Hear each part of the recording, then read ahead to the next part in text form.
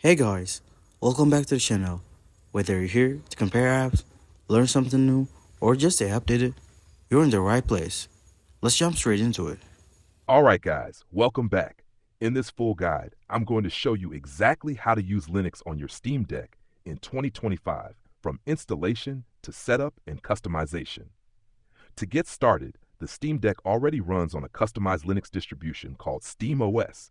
But if you want a full Linux desktop experience, you'll need to install a full distro like Ubuntu, Fedora, or Arch Linux.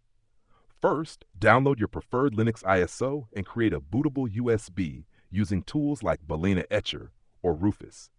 Plug the USB into your Steam Deck using a USB-C hub.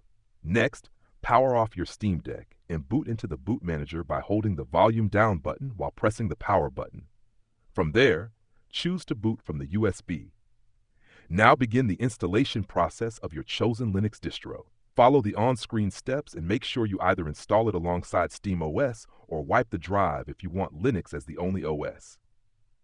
Once Linux is installed, boot into it and start configuring your system.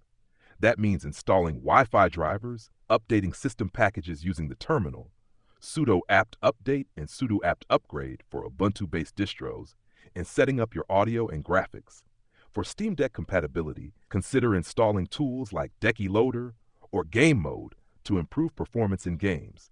You can also install Steam for Linux from your package manager to keep playing your favorite titles. Linux on Steam Deck is highly customizable, so you can set it up for gaming, coding, browsing, or media editing, whatever's your needs. And don't forget, keep your system updated regularly to maintain security and performance. And that's how to use Linux on your Steam Deck in 2025. Flexible, powerful, and ready for anything you want to do.